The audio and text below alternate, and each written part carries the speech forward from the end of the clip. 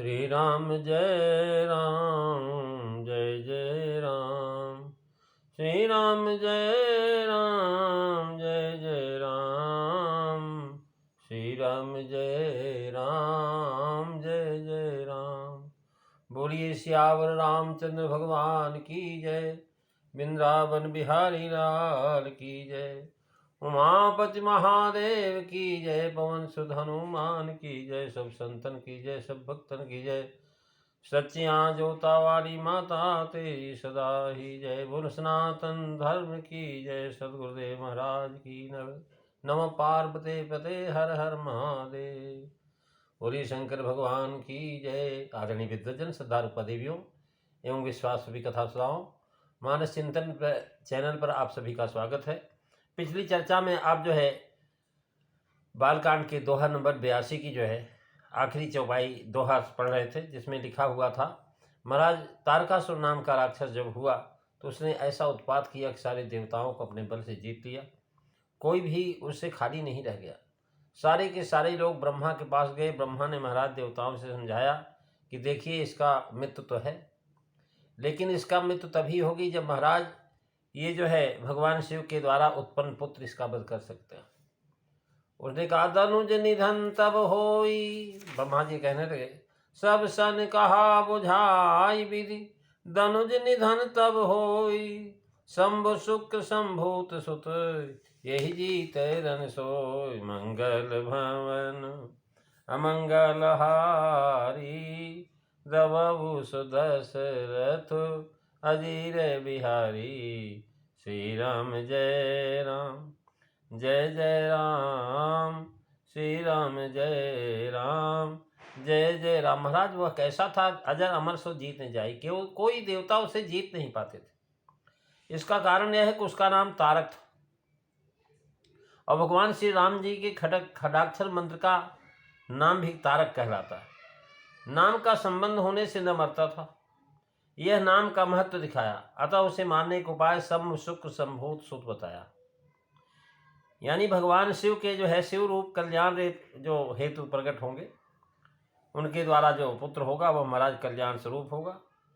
शिव जी पंचमुख है और शिव सुत जो है खड़मुख होंगे। इस शिव के भी शिव खड़मुख खड़ाक्षर मंत्र होकर के प्रकट होंगे। भगवान ने ऐसा देखा कि तारक होकर के जीवों को भवसागर में डालता है, हमारे जन्म की निंदा करता है। अतः खड़ाक्षर ब्रह्म तारक मंत्र शिव जी के द्वारा प्रकट हुआ खड़ानंद के रूप में। महाराज ब्रह्मा ने कहा कि मेरी बात सुनकर के आप सब लोग उपाय करो, कार्य होगा, ईश्वर सहायता करेंगे। सती जी जिन्होंने दक्ष के यज्ञ में अपने शरीर का परित्याग कर दिया था, उन्होंने जाकर के हिमांचल के घर जन्म लिया है, और शिव जी वो हों उनके पति, इसीलिए उन्होंने तप किया है। और शिव जी ऐसे हैं कि महाराज सब कुछ छोड़ करके भगवान के भजन में लगे हुए। मोर कहा सुनी करहु पाई। हुई है ईश्वर करिए सहाई। सती जो दजिए दक्ष मख देहा। और जन्मी जाई हिमांचल गेहा। ते तप कीन शंभुपति लागी। और शिव समाधि भई थे सब त्यागी। मंगल भवन अमंगल हारी। दबहु सुदशरथ अजीर बिहारी। श्री राम जय राम जय जय राम। श्री राम जय राम जय जय राम। मोर कहा सुनकर उपाय, भावे एक उपाय करो और ईश्वर का भरोसा रखो। महाराज आप कोई भी काम करें, अगर ईश्वर का भरोसा नहीं करेंगे तो सफल नहीं होंगे, और ईश्वर का भरोसा करेंगे सफल होंगे। यहाँ पुरुषार्थ और ईश्वर की सहायता दोनों का प्रधान रखा है। इससे जनाया कि जीव के लिए दोनों बातें जो है महाराज कर्तव्य, उपाय भी और भगवान का भरोसा भी। महाराज जो है यद्यपि एक भगवान के देखिए होई है ईश्वर करी सहाय, यह एक प्रकार का महाराज ब्रह्मा जी का आशीर्वाद हुआ। ऐसा कहा क्योंकि मनुष्य का कर्म से इसका अधिकार है, कर्म कर सकता है। फल तो ईश्वर के हाथ में, इसलिए तुम मोर कहा सुनकर हो पाई, होई है ईश्वर कहा समझाई। यानी जो है ईश्वर जो है करी मदद, ब्रह्मा जी के वचन हैं, और होई है करे जदेव सहाय हिमांचल की पति जो है नारद जी के वचन हैं। ब्रह्मा जी तारकसुर को वर दे चुके हैं, कोई इधर पार्वती जी भी को वर दे चुके हैं। वे भगवान के प्रभाव को द्वादश प्रधान ज्ञाताओं में से एक है, अतः उन्होंने निश्चय कहा कि होई है ईश्वर करे सहाय।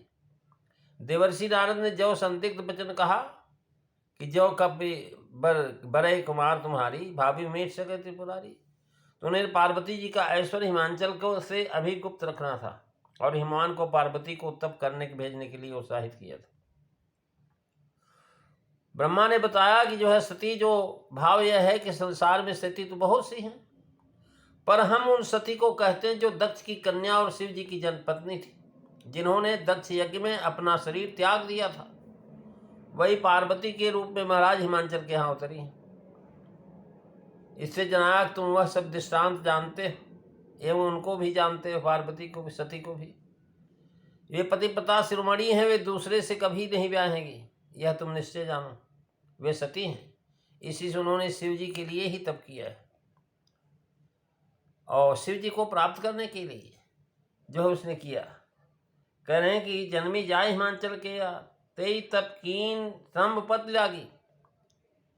यानी जो है वो ऐसी है ऊर्ध्वरेता है, ऊर्ध्वरेता समूह के वीर को प्रस्थान से प्रजित करने में पार्वती ही समर्थ, और कोई स्त्री में वह सामर्थ्य ही नहीं।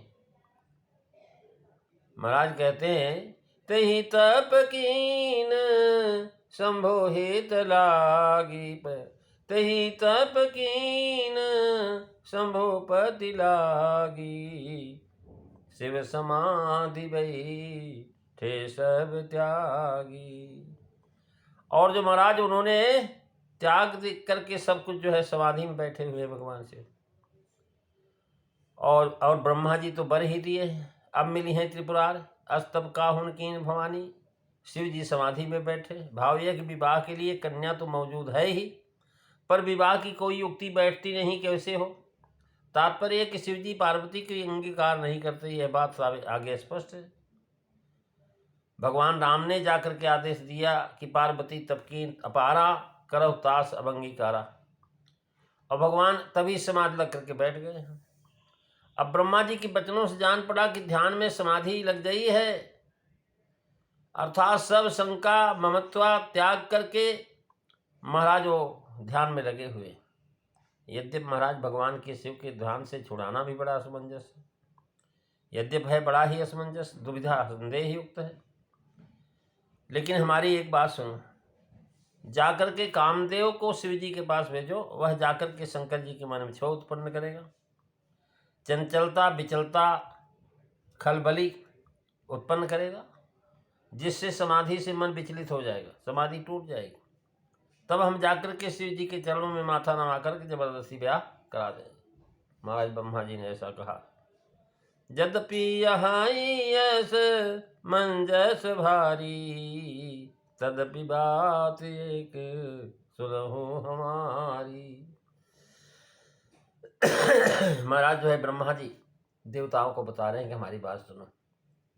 असमंजस तो बहुत है, लेकिन काम हो सकता है। प्रेमी सज्जनों, ब्रह्मा जी क्या बताएंगे, कैसे देवता लोग जो है असमंजस दूर करेंगे, ये सब चर्चा आप अगली कथा में सुनेंगे। बोलिए सियावर रामचंद्र भगवान की जय।